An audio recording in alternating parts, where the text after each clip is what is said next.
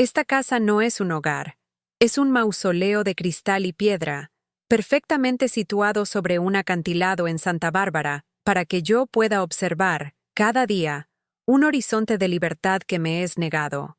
Mi difunto esposo la llamaba nuestro nido, pero su ausencia reveló la verdad. Era su vitrina. ¿Y yo? El objeto más caro y olvidado en exhibición.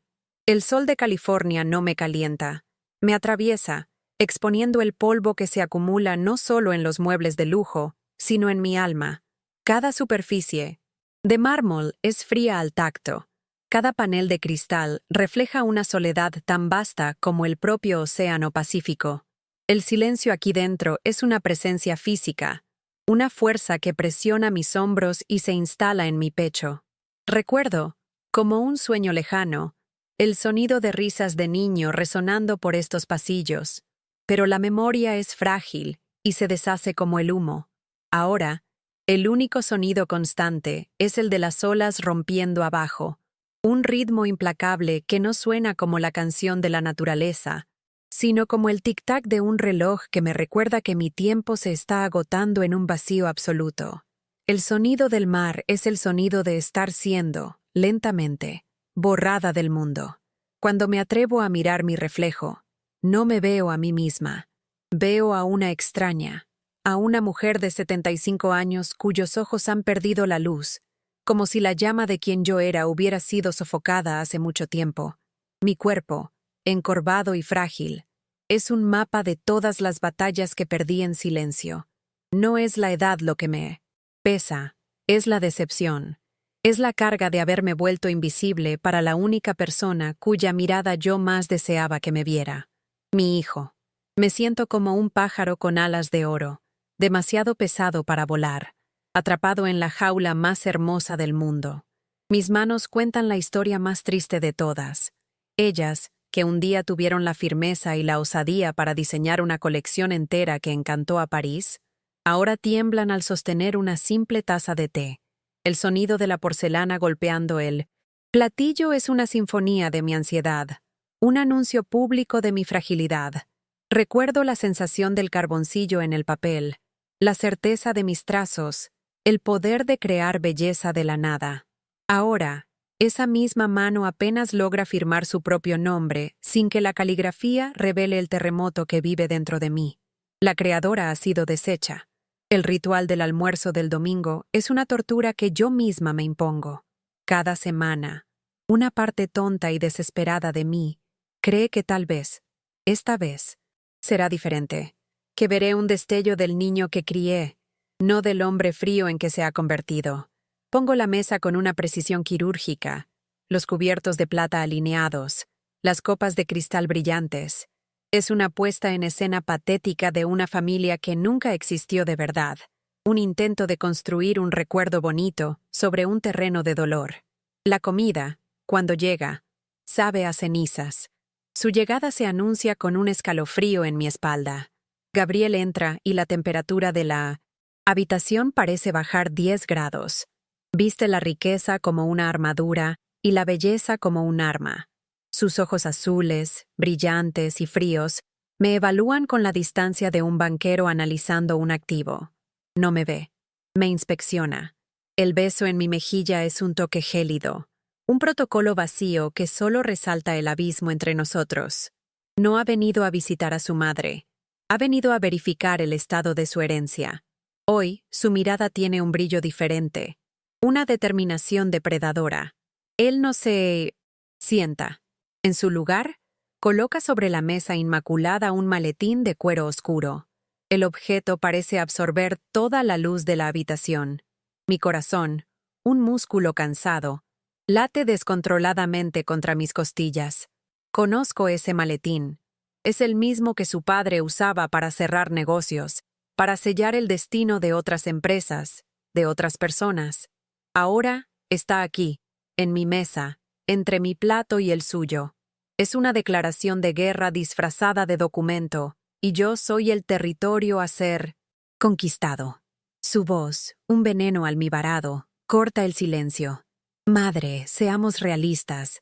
Papá fue el arquitecto de todo esto, un genio. Hace una pausa, dejando que la adoración a su padre flote en el aire como una acusación contra mí. Tú fuiste el corazón de la casa. Lo sé. La condescendencia es sofocante. Pero el corazón es frágil. Entonces, desliza el maletín hacia mí. Firma. Déjame cuidar de su legado. Protegerte de ti misma.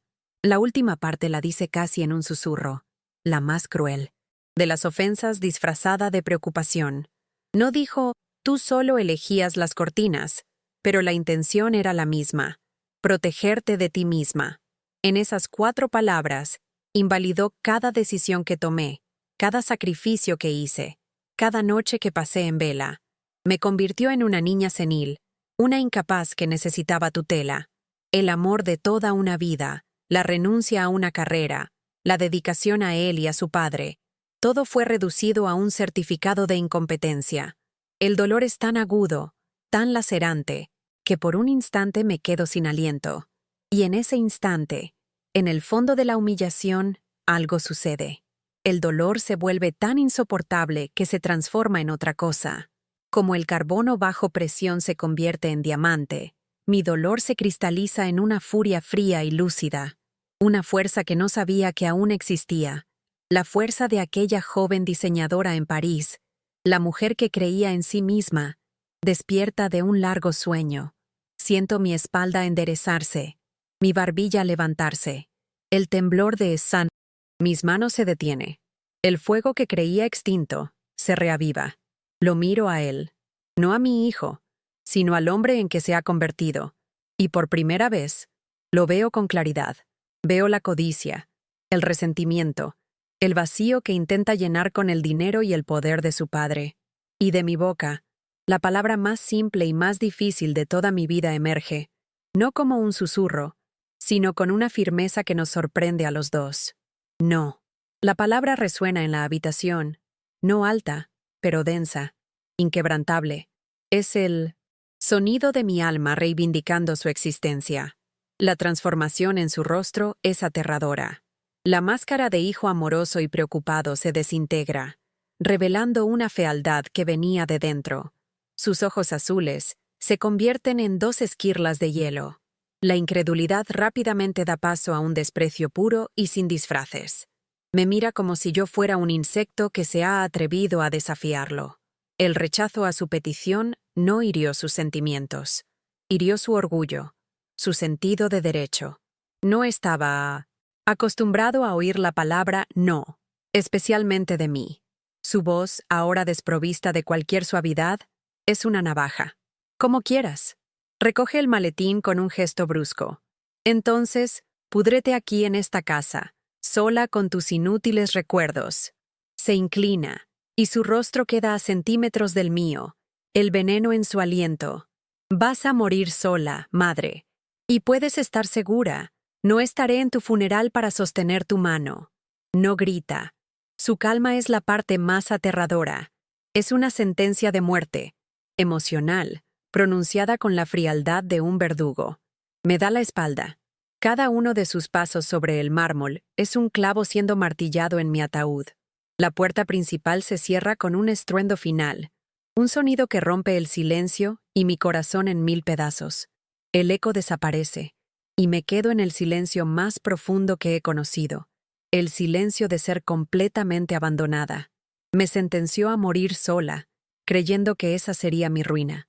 Pero, en ese momento, en medio de los escombros de Benoisentes, mi vida, surgió una nueva verdad. Si iba a morir, no sería como la viuda de un magnate o la madre de un traidor. Sería en mis propios términos. Si crees que tocar fondo puede ser la base para construir un nuevo comienzo, suscríbete al canal y comenta desde qué ciudad estás viendo. La historia de cómo transformé mi sentencia de muerte en mi razón de vivir apenas comienza. Durante un tiempo que no puedo medir, permanezco inmóvil. El eco del portazo finalmente se disipa, y el silencio que queda es pesado, lleno de palabras no dichas y de una crueldad final. Deambulo por la casa, una autómata en mi propia vida, tocando la superficie fría del piano que nadie toca, el lomo de los libros que nadie lee. Cada objeto de lujo Es un testimonio silencioso de mi fracaso. Fueron comprados para llenar un espacio, pero el vacío dentro de mí solo se ensanchó, engullendo toda la belleza y transformándola en escenografía para mi soledad. Gabriel tenía razón en una cosa. Me estaba pudriendo aquí dentro. El dolor es una ola física que comienza en mis pies y sube, helando mi cuerpo. Es un dolor antiguo que mantuve adormecido durante décadas, pero las palabras de Gabriel lo han despertado. Lo recuerdo pequeño, sosteniendo mi mano y diciendo que mis diseños eran mágicos.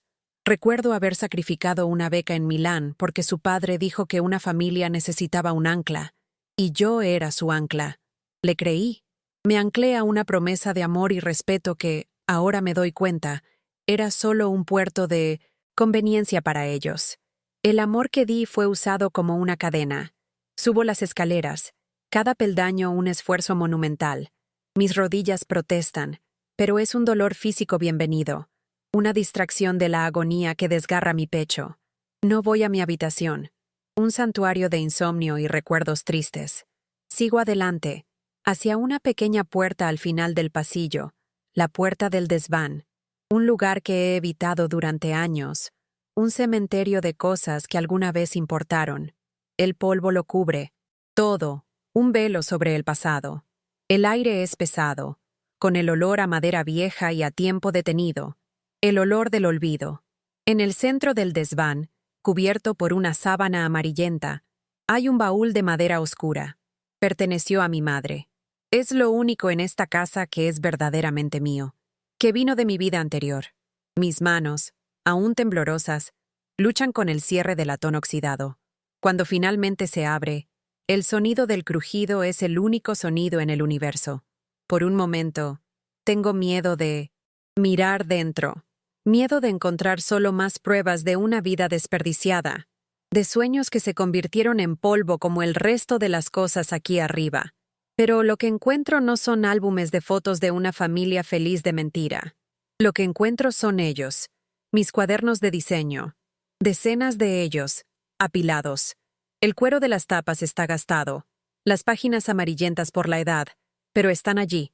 Vacilante, tomo el primero. La etiqueta dice, París, 1968. Mi corazón se detiene un instante. Lo abro, y la mujer que yo era salta de las páginas. Los dibujos, hechos con trazos rápidos y seguros, todavía pulsan con una energía, una pasión que creía muerta hace mucho tiempo. No son solo vestidos, son ideas, son sueños cosidos en papel. Recuerdo la sensación de estar sentada en un pequeño café en la Rive Gauche, el olor a café y tabaco en el aire, mi cuaderno abierto, el mundo entero un tejido esperando ser cortado y moldeado por mi imaginación.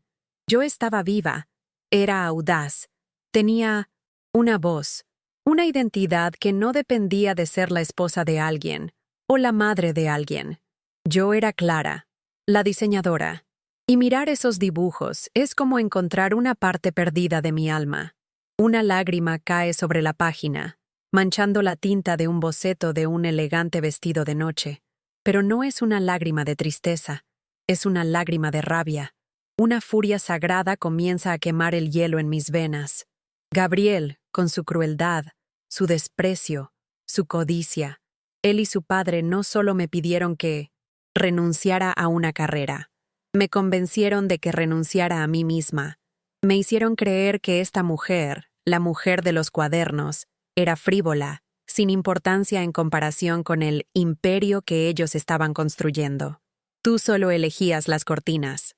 Su frase vuelve, pero ahora no me hiere, me alimenta. Miro los dibujos, la prueba irrefutable de mi talento, de mi valor. El dinero que tanto codicia, los 56 millones de dólares que mi esposo me dejó, de repente adquiere un nuevo significado. No es una herencia, una compensación por mi viudez. Es un arma, es una herramienta, es mi oportunidad de demostrar, no a Gabriel, sino a mí misma, que la mujer de este cuaderno no murió, solo estaba dormida. No va a borrar quién soy, le susurro al polvoriento desván.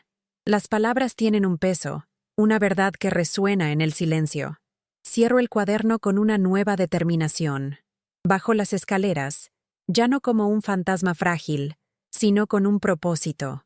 Mi cuerpo todavía duele, pero mi postura es más erguida.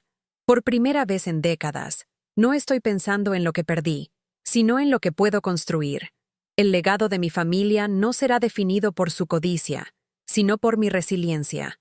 Mi primera llamada no es a un amigo o familiar, es a mi gerente del banco, un hombre que siempre me ha tratado con una condescendencia educada. Esta vez, mi voz es firme. Doy instrucciones claras, hablo de inversiones, de liquidación de activos. Al otro lado de la línea, hay un silencio de asombro, seguido de un nuevo tono de respeto. Ya no era la viuda ingenua, era su clienta, y él se estaba dando cuenta.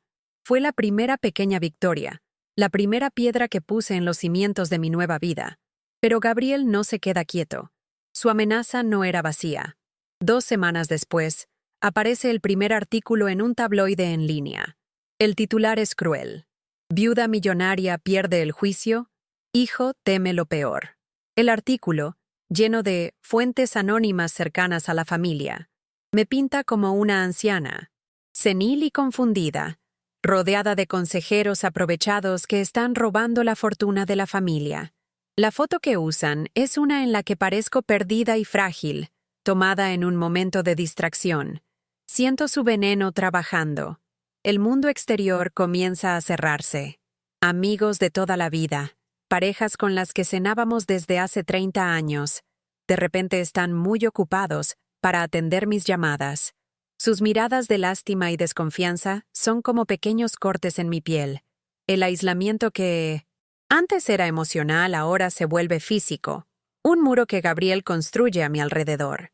Ladrillo a ladrillo de mentiras e insinuaciones. No solo está tratando de quitarme mi dinero, está tratando de borrarme socialmente, de convertirme en la paria que él cree que soy. Sus abogados entran en acción. Recibo una notificación formal.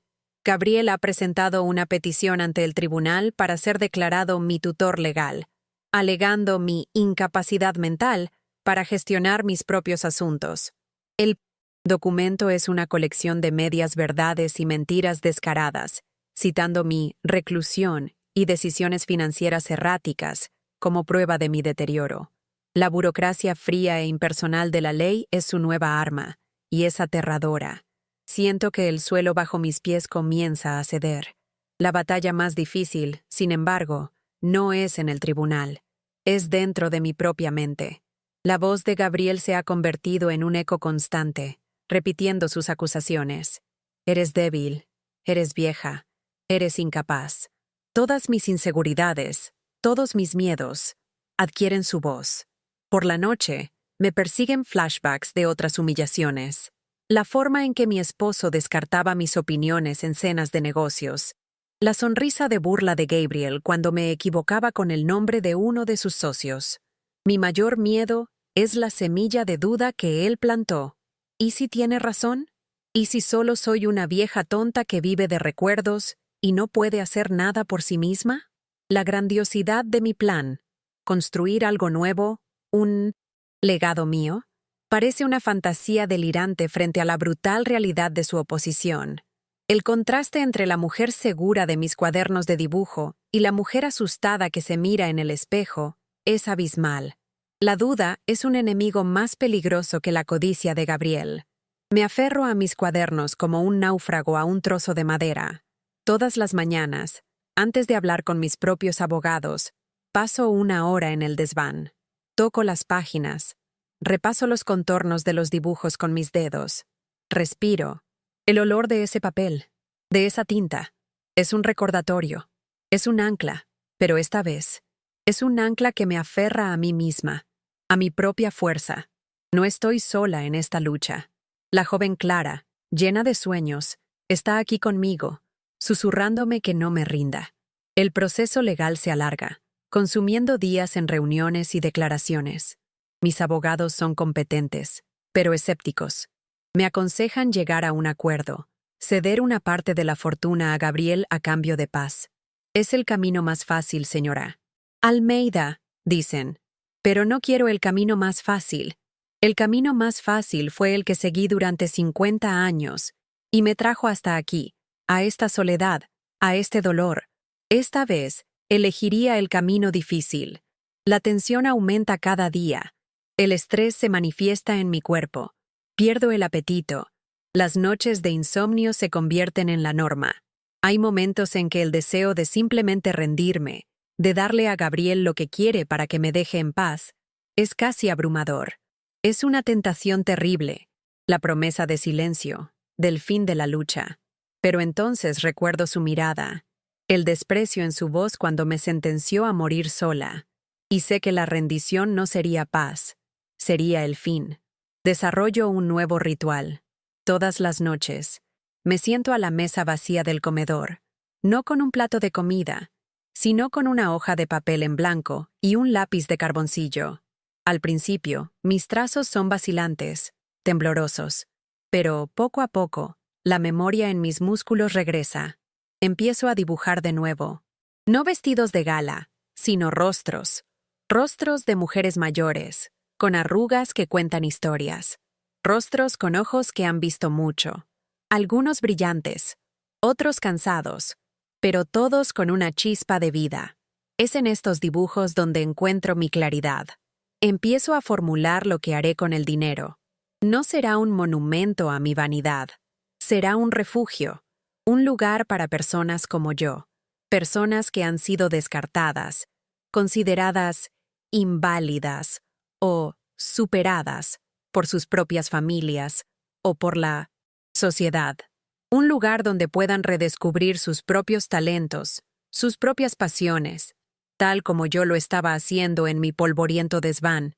La idea comienza a tomar forma, a volverse real en el papel. La conexión emocional que ya no podía tener con mi hijo, empiezo a construirla con estas figuras imaginarias, con la comunidad que sueño crear. Se convierten en mi familia, en mi motivación. Lucho por ellos, por todas las Claras que existen, silenciadas y olvidadas en sus propias casas. El dolor del abandono de Gabriel no desaparece, pero se transforma. Deja de ser solo mi dolor para convertirse en el combustible de un propósito mucho mayor. La fecha de la audiencia se fija, el día del enfrentamiento final. El miedo sigue ahí, un nudo frío en mi estómago.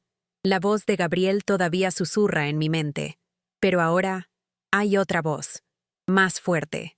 La voz de la joven diseñadora, la voz de la mujer que dibuja por la noche, la voz que susurra a los rostros en el papel. Les vamos a demostrar. La batalla externa está a punto de llegar a su clímax, pero la batalla interna, la más importante, ya estaba empezando a ganarla. El día en el tribunal llega como una tormenta anunciada. El aire en la sala es pesado, con el olor a madera pulida y a una justicia fría e impersonal. Me siento pequeña en la silla dura, un pez fuera del agua en este océano de jerga legal y trajes oscuros. Al otro lado, veo a Gabriel. Parece perfectamente cómodo, conversando con sus abogados, proyectando una imagen de confianza y rectitud. Él es el hijo preocupado, el heredero responsable. Yo soy la anciana inestable.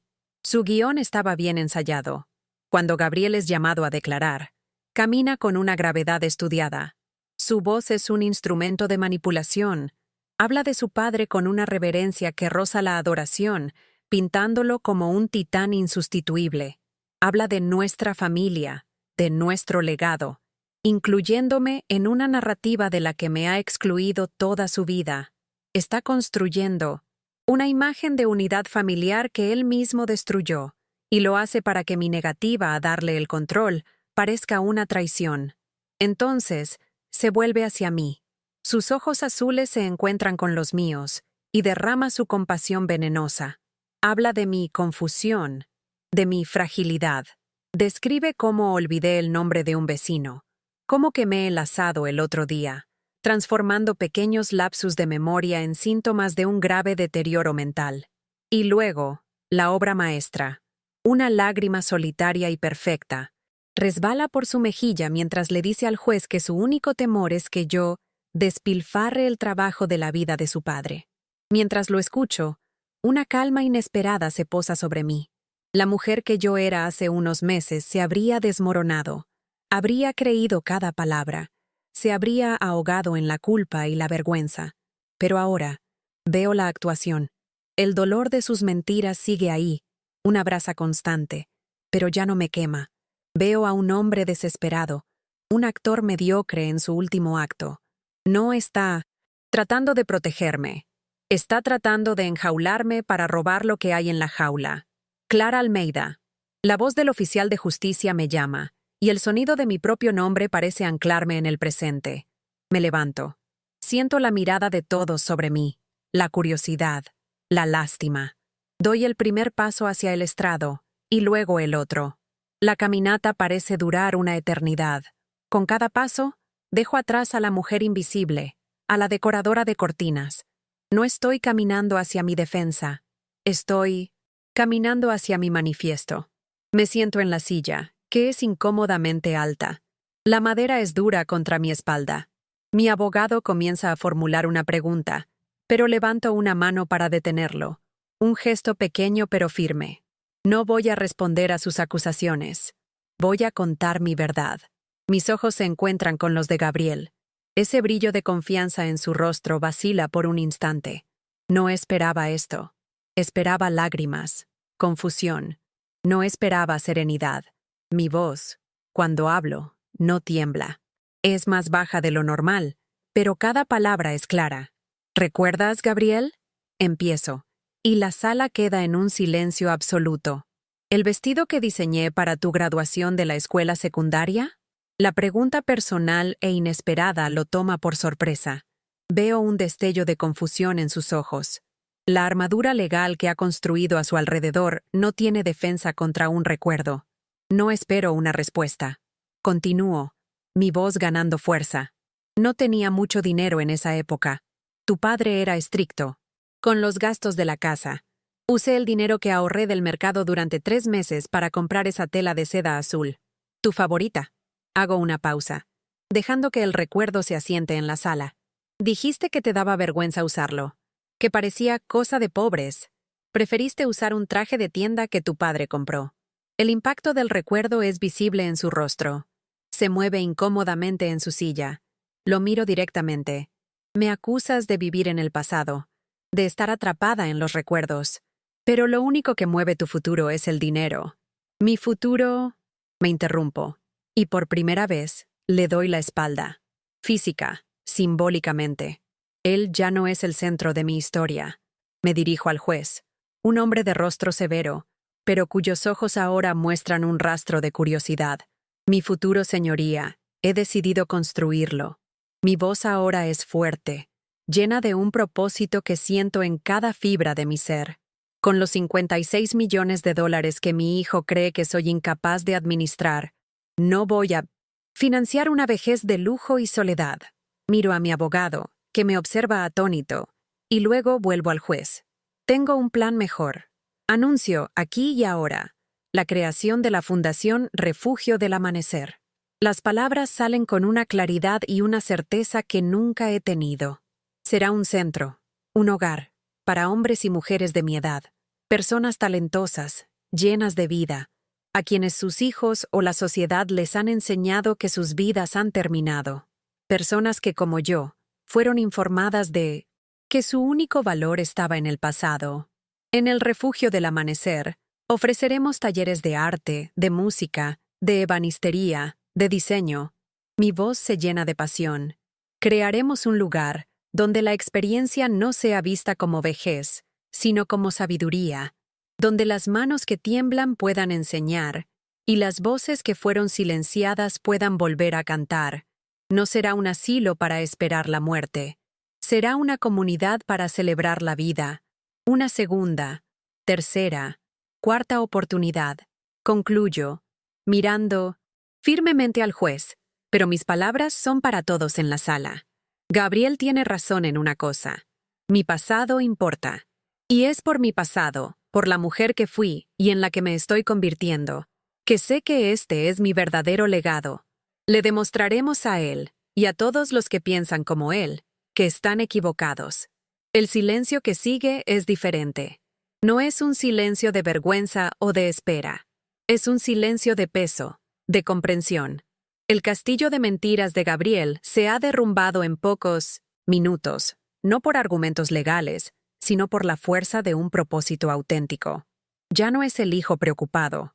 Es el hombre que se avergonzó del vestido que su madre hizo. Está pálido, expuesto, su credibilidad hecha polvo. Me levanto de la silla y, con la misma calma con la que llegué, vuelvo a mi lugar. El camino de regreso es más ligero. No necesito esperar el veredicto del juez. En ese momento, en el tribunal de mi propia vida, ya había ganado. La mujer que se sienta no es la misma que se levantó. Ya no es una víctima. Es la fundadora del Refugio del Amanecer. El veredicto del juez fue casi una formalidad. El caso fue desestimado. La petición de Gabriel rechazada con un comentario del juez sobre la impresionante y noble visión que yo había presentado. No sentí un pico de euforia, sino una profunda y serena sensación de alivio. Era el fin. Miré al otro lado de la sala y vi a Gabriel saliendo apresuradamente. El rostro una máscara impenetrable de furia y humillación. No miró en mi dirección. Yo era, finalmente, libre de su juicio. Mi primera decisión como mujer legalmente cuerda y dueña de mi destino fue llamar al mejor agente inmobiliario de Santa Bárbara. Puse a la venta la casa del acantilado, esa magnífica jaula dorada. El agente se sorprendió, hablando del valor de la propiedad, de la vista espectacular. Yo solo sonreí. Él no entendía que no estaba vendiendo una casa, estaba vendiendo una prisión. Me estaba deshaciendo del peso de un pasado que no era mío, y la sensación era más liberadora de lo que cualquier escritura podría registrar. Unas semanas después, caminé por aquellas inmensas habitaciones por última vez. Estaban vacías, despojadas de sus muebles caros y de su opresión silenciosa. El eco de mis pasos sobre el mármol ya no era solitario, sino esperanzador. Sin los muebles, sin las obras de arte, sin los recuerdos, la casa era solo lo que siempre fue, una estructura de cristal y piedra, un esqueleto hermoso, pero sin alma. Su poder sobre mí se había desvanecido por completo. Me detuve en el balcón, el lugar donde tantas veces lloré en silencio, y miré hacia el Pacífico.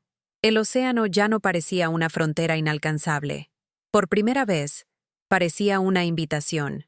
La brisa salada en mi rostro ya no traía el olor de lágrimas antiguas, sino la promesa de nuevos comienzos, de otros puertos, de un horizonte que ahora me pertenecía. Respiré hondo, llenando mis pulmones con el aire de mi propia libertad. Caminé hasta la puerta principal, la misma que Gabriel había cerrado con tanta violencia. Mi mano descansó sobre el pomo de bronce por un momento. No sentía rabia ni tristeza, solo una sensación de paz, de un ciclo que se cerraba. Tiré de la puerta y se cerró con un clic suave y definitivo. No miré hacia atrás. No lo necesitaba. Todo lo que quería estaba delante de mí. Meses después, la escena es otra. El aire no huele a mar, sino a una mezcla de pintura al óleo, madera recién cortada y café fresco. Estoy en el salón principal del Refugio del Amanecer. No es una institución gris, sino un espacio vibrante, inundado de luz natural, con paredes cubiertas de pinturas y el sonido de música suave y risas lejanas. Este lugar, antes solo un sueño nacido del dolor, ahora era real, tangible y lleno de vida. Mi lugar no está en una oficina lujosa, gestionando la fundación a distancia. Mi lugar está aquí, en un taller de arte, con un delantal manchado de pintura. Mi cabello es completamente blanco ahora, pero mis ojos brillan con una luz que no había visto en 50 años. Mis manos, las mismas que temblaban al sostener una taza, ahora están firmes, sosteniendo un pincel con la confianza de quien ha reencontrado su propósito. A mi lado, le enseño a una señora llamada Elena, que fue profesora de historia durante 40 años, a mezclar tonos de azul para pintar el cielo. Ella me cuenta sobre la antigua Roma mientras pinta, y yo le cuento sobre los colores de Monet. Aquí no hay jerarquía. Todas somos profesoras y alumnas. Hemos creado una comunidad no basada en lazos de sangre u obligaciones, sino en un respeto mutuo y en la alegría compartida de la creación. Miro a mi alrededor. En un rincón, un exingeniero que fue obligado a jubilarse ahora construye meticulosamente un barco dentro de una botella, sus manos sorprendentemente ágiles. En otro, un grupo de mujeres, que fueron abuelas y esposas toda su vida, ahora escriben poesía juntas, leyendo sus versos unas a otras en voz alta, sus voces a veces vacilantes, pero siempre llenas de orgullo. Hemos construido una nueva familia, una tribu de almas rescatadas. El dinero, esa fortuna que casi destruyó mi vida, se ha transformado. Dejó de ser un número en una cuenta bancaria para convertirse en el sonido de la sierra de un carpintero, el olor del pan horneándose en la cocina comunitaria, el color de un lienzo recién pintado. Se convirtió en la herramienta que transformó la invisibilidad en dignidad, la soledad en pertenencia. La verdadera riqueza, descubrí, no es lo que se acumula, sino lo que se distribuye. Elena me muestra su cielo. Es un azul vibrante, lleno de vida y movimiento. Sus ojos brillan con una alegría pura.